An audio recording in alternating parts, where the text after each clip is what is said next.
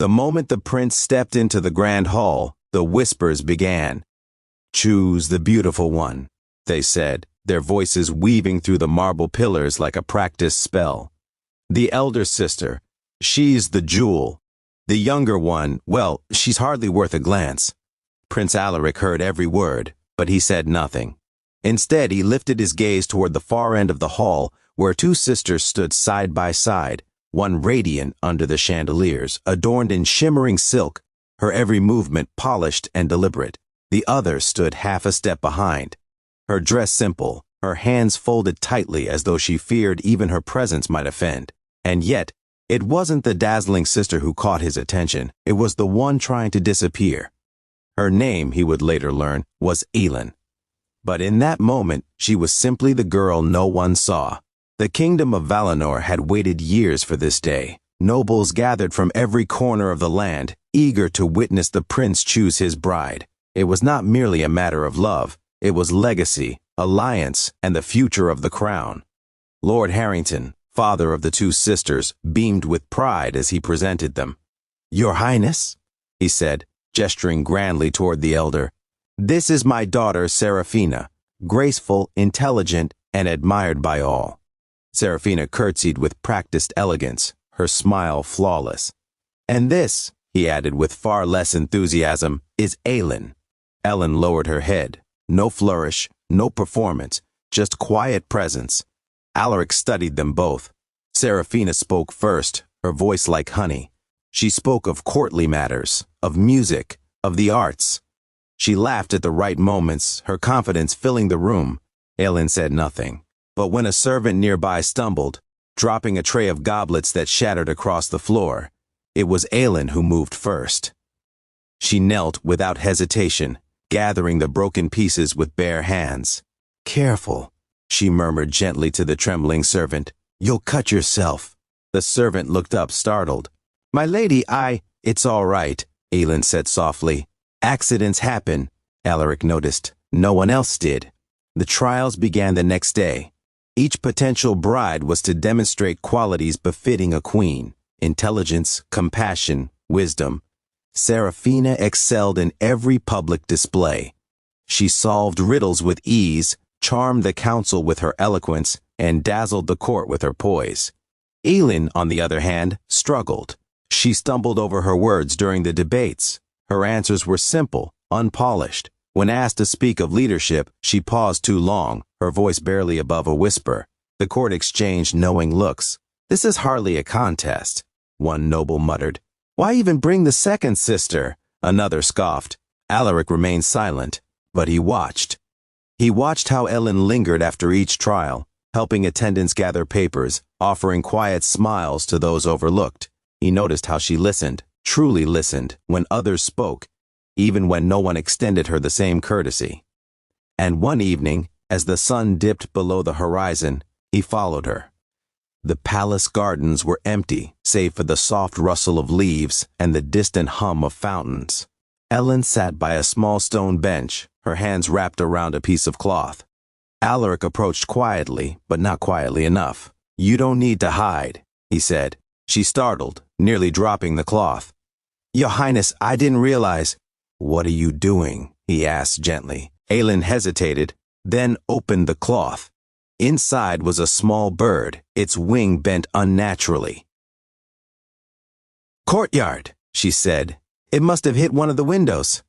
Alaric stepped closer. "It's injured."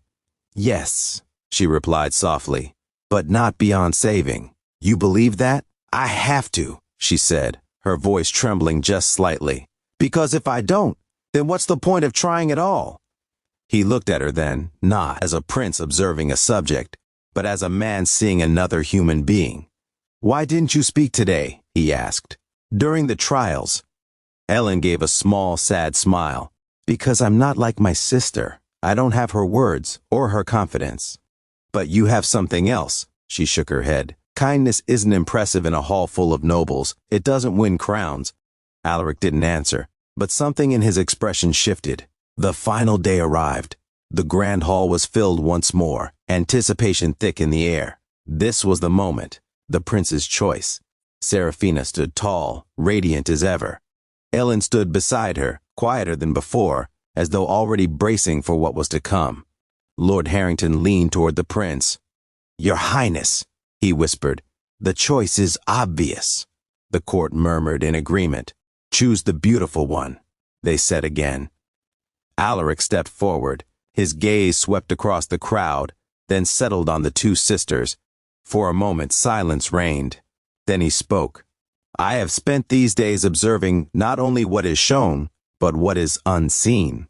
The court stilled. "Beauty," he continued, "is easy to admire when it shines in the light, but character, true character, reveals itself in the shadows, in the quiet moments when no one is watching."